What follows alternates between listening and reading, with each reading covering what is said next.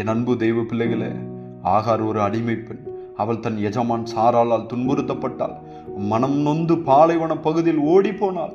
அந்த பாலைவனத்தில் யாரும் அவளை பார்க்கவும் இல்லை, யாரும் அவளை கவனிக்கவும் இல்லை.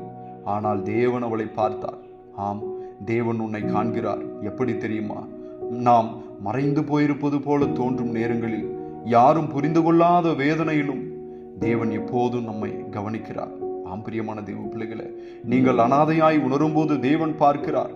நீங்கள் தவறாக புரிந்து கொள்ளப்பட்டிருக்கும் போதும் தேவன் அறிகிறார்.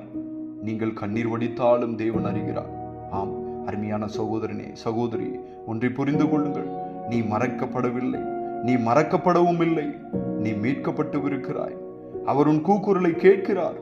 அவர் உன் வழியை பார்க்கிறார். அவர் உன் எதிர்காலத்தை கட்டமைக்கிறார். இன்று ஆண்டவர் உன்னை பார்த்து சொல்லுகிறார், நான் உன்னை காண்கிற தேவன். பிரியமான தேவ பிள்ளை, நிச்சயமா அவர் உன்னை